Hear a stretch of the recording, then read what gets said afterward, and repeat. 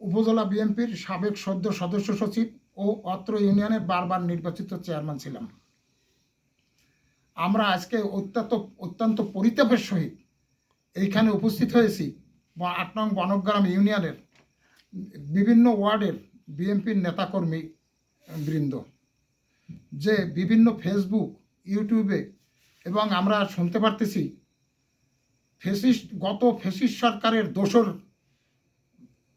দোসর নামে পরিচিত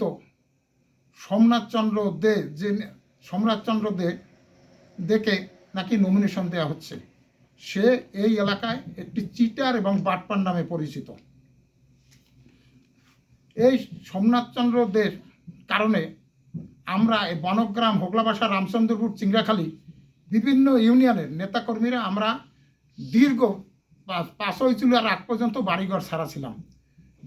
সোমনাথের ফ্যাক্টরির সামনে বারবার গাড়ি পোড়াইয়া আমাদের বিভিন্ন লোক মিথ্যা নাশকতা কেস দিয়া আমাদের হয়রানি করছে, বিভিন্ন রকম কেস দিয়েছে, যার জন্য বিভিন্ন আমাদের নেতাকর্মী জেল হাজত খাট দেশ ছাড়া হয়েছে। আমার একমাত্র ছেলে নিজামুদ্দিন মোল্লা কুষ্টিয়া ভার্সিটির ছাত্র থাকাকালীন বিভিন্ন রকম মিথ্যা কেস দিয়া তার জীবনটাই নষ্ট করে ফেলেছে। আমার ভাইপো আলমগীর মোল্লাকে এই ফ্যাসিস্টরা পিটিয়ে মারিয়ে ফেলাইছে। আমার ভাইপো অন্য ভাইপো বৃন্দ প্রায় সময় এই নাশকতা, বিভিন্ন মিথ্যা নাশকতা কেসে জেলে হাজতে রয়েছে, যার কারণে আমার আপন ছোট ভাই 2024-এর 20 জানুয়ারি একরকম বিনা চিকিৎসায় মারা যায়। আমরা বিনা চিকিৎসায় মারা যাই এবং আমি, তার ছেলে, আমার সহ আমরা অন্য আত্মীয়বর্গগণ আমাদের নামে মিথ্যা কেস থাকার কারণে আমরা তার জানাজায় উপস্থিত হইতে পারি নাই।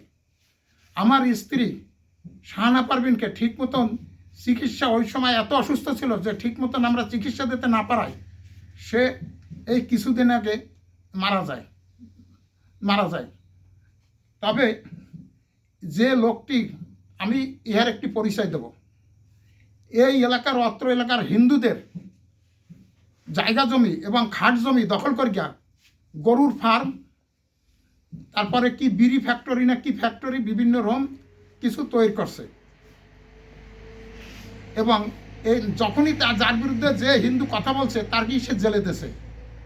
গত কিছুদিন এবং স্বপন চক্রবর্তী নামে বলভদ্রপুর কালীখোলার পূজা মন্দিরের সভাপতি, তার 2 বিঘা জায়গা দখল করিয়া যখন বাউন্ডারি করতে গেছে তখন সে বাধা দিয়েছে, থানা পুলিশ দিয়ে তার কেসে দিয়ে 6 মাস জেল খাটাইছে। এই হচ্ছে তার চরিত্র। তার কাছে এই এলাকায় টাকা না পাবে এমন কোনো লোক নাই। বহু মাছ ধরে খাইছে টাকা তাদের না দেওয়ার জন্য, বিভিন্ন কাজ করাইয়া টাকা দে নাই, বিভিন্ন, যার জন্য সে বহুবার অপদস্থ হয়েছে।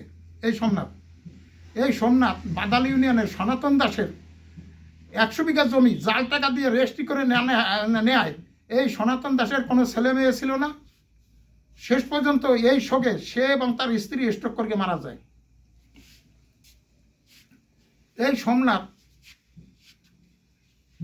এমন কোনো খারাপ কাজ নাই যে এই এলাকায় না করছে। অতএব আমরা চাই এই সোমনাথ দেখে জানো কোনোভাবে আমি একটু ভুলে গেছি, এর আগে